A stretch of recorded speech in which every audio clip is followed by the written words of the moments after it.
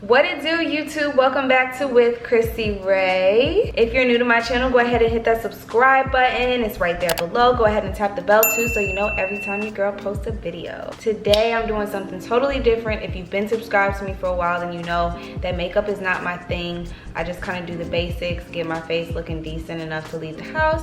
Today I'm doing a chit chat, get ready with me. So I figured since I'm talking about something kind of heavy, I'm going to do something fun with it. So I'm talking about being biracial in America. If you haven't been subscribed to me for long, my background is that my mom is white and my daddy's black. So yeah, I'm just gonna get into talking about that today.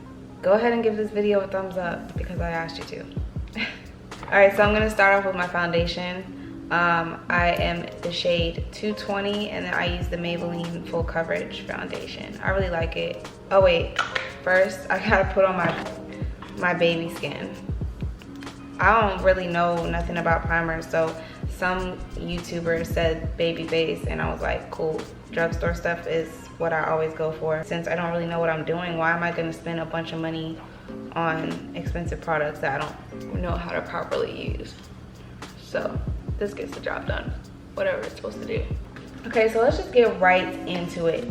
So growing up, I already knew that I was biracial, obviously. You know, I grew up with both my parents and I really didn't understand things. So I remember at a very young age, I can't remember if I asked my mom or my dad, but I was like, why am I this color and why are you white? And you know, like, why are y'all the colors that y'all are? They explained, they said, well, when you mix chocolate and vanilla together, you get your color. And I was like, oh, okay. So like whenever I would eat ice cream, I would always eat chocolate and vanilla and mix it around and be like, look, it's me.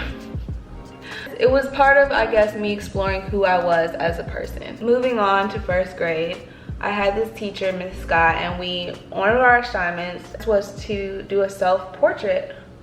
So as I'm getting ready to color in my skin, I'm like, I don't see my skin color in this selection of crayons, Miss Scott.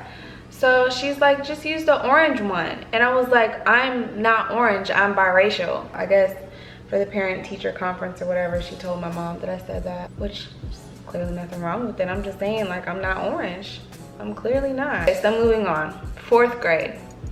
I go to a new school. Part of the reason I went to new school is because this kid tried to stab me at my old school and I did a story time about that. So when I started going to this new school, there was this boy named Patrick. I remember his last name too. I remember everybody's last name. I don't know why, but I ain't gonna say it. This boy named Patrick used to always call me like zebra, penguin, panda, anything that was black and white. And it really didn't used to bother me just because I thought it was corny. I was like, you're not even funny, so bye, Patrick. So that didn't bother me. But then there was this other kid at lunch named Zach. He was like, if there was a war between white people and black people, what would you do? In my head, I was kind of freaking out. Like, oh my God, is there gonna be a war against black people and white people? And it kind of feels like that now. So it's crazy to think about that. I was just like, I don't know, that's not gonna happen. So that was my early childhood. And then you go on to think about how does that affect your perception of beauty?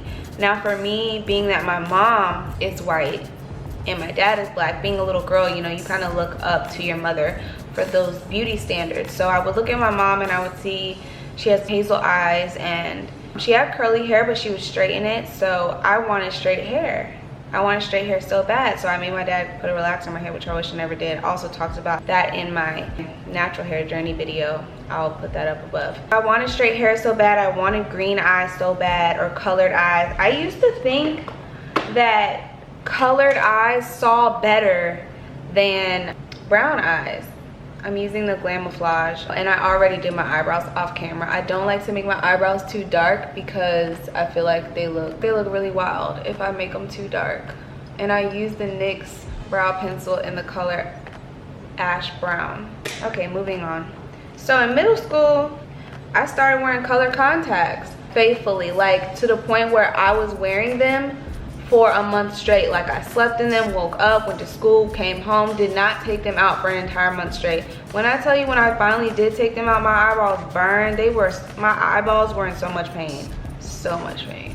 But it really messed with my perception of beauty. But you know, my mom, she did understand that. She would tell me like, people pay to have hair like yours.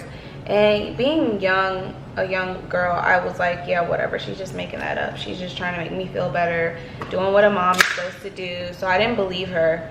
And I really felt like straight hair and colored eyes was the wave for the longest.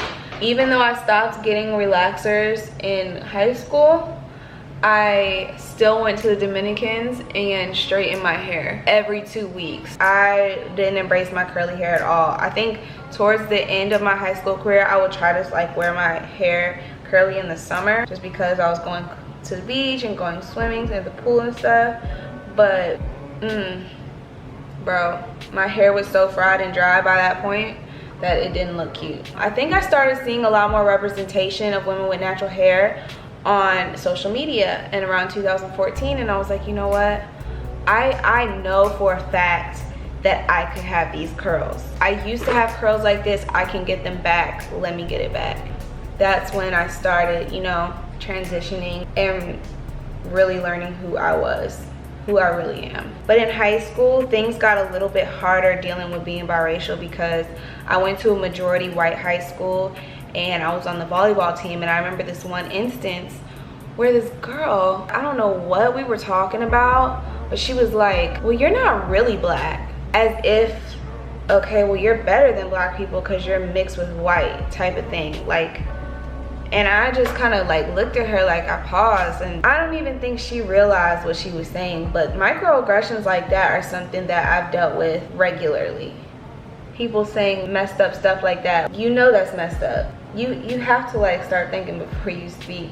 Just dealing with people saying stuff like that used to really blow me. And in high school, because most of my friends were black, and then the white friends I did have were like those down ass white friends that, you know, they didn't say racist stuff and they kind of, you know, like the same things I like culture wise, like music and clothes and stuff like that. Not even all the time necessarily. Sometimes it would just be that, I don't know, they was just cool. Like they were just cool ass people. On one side, it pissed me off because it was like, you really think I'm better than black people because I'm mixed with white? And then on the other hand, it was like, that was me recognizing my light skin privilege, pretty much. Experiences like that helped me realize that certain white people would treat me better because I'm half white. And that's when I just recognized light skin privilege. So that was that. But then on the other hand, I had black friends who would say I was the whitest black girl because I would know the words to like the most hood trap songs you could ever imagine, all the words. And they'd be like, damn Chris, like you the hoodest, blackest white girl I know. But I'm like, why am I the blackest white girl? Like, why am I not just, I just never understood that. It really didn't happen so much with black people, but there would be a couple black people that have to mention my whiteness. And I don't see the point in that. And it's not that I'm sitting here denying that I'm half white at all. It's just that I identify as a black woman. In this world, in this country, I will never be recognized as white. Ever. Ever. But I could easily just say I'm black. I'm using the Airspun, ooh, that's a lot. Airspun translucent powder. I really don't put it on my whole face. I don't know if I'm supposed to. Y'all can laugh at my makeup routine if y'all want, but I know I don't be looking that crazy because y'all be liking my pictures and shit. To bronze my face, I'm using the Black Radiance True Complexion Light to Medium, and I'm using this brush that I got from Ross, Isabel, somebody. I gotta look in the mirror. Somebody come teach me how to do makeup on my channel, please. Because I do not be knowing what I'm doing. I don't be knowing what brushes to use. Like, I would like to have a beat face, like a legitimately beat face. Sometimes I feel more confident leaving the house with no makeup than leaving the house with a full face of makeup, just because I don't really know what I'm doing at all. So I had the white girls telling me, oh, you're not really black. And I had, you know, telling me it's okay, like, you're not black. You're not black, girl, it's okay, you're mixed. You still got a little white in you. So that's how it made me feel when they said it, like all that like extra shit. And then when the black girls would tell me you're the whitest black girl, I'd just be like, it was just annoying. It was so annoying, like people from both sides trying to tell me what I am. But I dealt with a lot of microaggressions from people, even still. But at a young age, I recognized my light skin privilege. I realized that people would treat me better than a darker skinned girl because I'm light skinned. But overall, I identify as black for many, many reasons. It just makes more sense to me.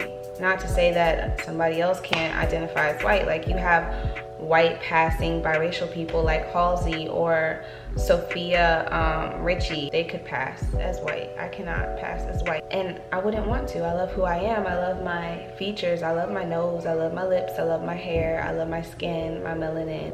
That's just who I am. I love who I am. I had a lot of questions about who I was growing up. I was just curious, because it seems like to everybody else being biracial was just something so, I don't know. It was like certain people treated me better, certain people treated me worse, and it was just really, really trash. All right, so I put the NYX liquid illuminator right here first so that my highlighter sticks better, and it also has a little glow underneath. This is just the e.l.f. thing, and my top broke off. I think it's like Moonlight or something. This is how I do my makeup every day. Well, every day that I wear makeup, because I don't be going nowhere. I also feel like being biracial growing up and how you identify is also affected by the dynamic in your household. Like if you guys have watched my video, the Black Card Challenge with two girls, Cami and Zoe, and Zoe is mixed black and white. She was raised by her white mother and her white stepfather.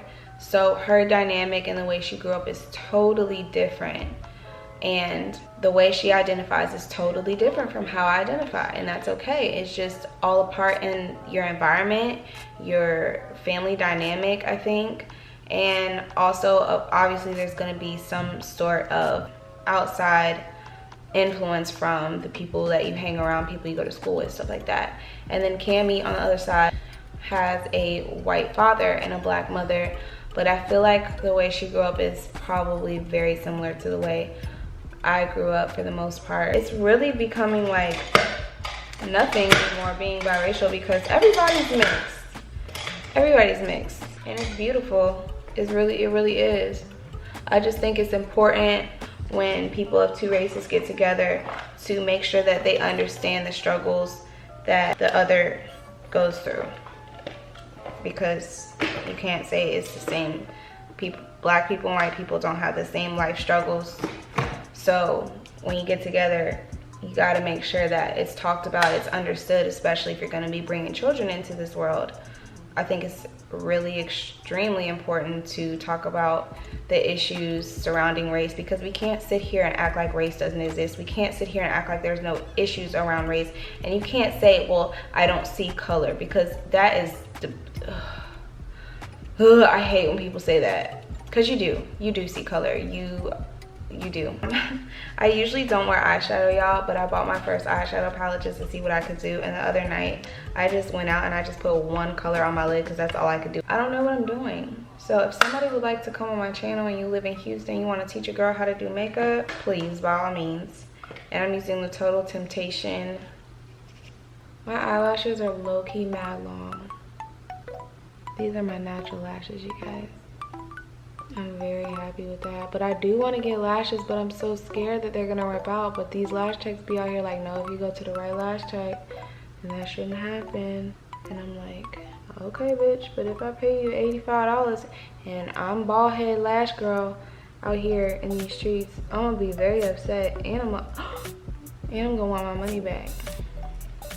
I don't think, maybe I shouldn't get lashes, but I really want something a little more dramatic, especially because my hair is short. I want to do extra shit. That's why I got the eyeshadow, so I could do some extra stuff on my face, because I can't really do nothing with my hair. I've been thinking about buying a wig, but I have to buy one that's like pre-plucked and bleached and all that, because I am not about to do all that. Oh, I usually don't spray my face after I do my mascara. I do it first, because then I have mascara all over my face. But we good. For my lips, my lips. So for my lips, I like to do something really natural. So I'm using Abu Dhabi. I think this is like everybody's favorite. And then I use this, my favorite lip gloss. I got the Revlon Lip Gloss, and it's super natural, and it's so good. So good. I like to use a lot of lip gloss on my lips. So be popping. Anyways, I want to thank you guys so much for watching this video, tuning in. Let me know what you think about my look. Should I do more get ready with me's or stick to what I know, which is being a mom and doing mom stuff and vlogging. I do like doing makeup though. I just wish I knew how to do more. And I'm thinking about purchasing a wig. If I do, I'm definitely going to do a video. Oh, that would be cute. Why have I never done that? No, I look like I should be a part of New Edition. Anyways, thank you guys for tuning in. If you want to see any kind of certain video, leave it in the comments below. Make sure to give this video a thumbs up. As always, like, comment, subscribe, send me love, and make sure to follow me on Instagram too @WithChrissyRay. Peace.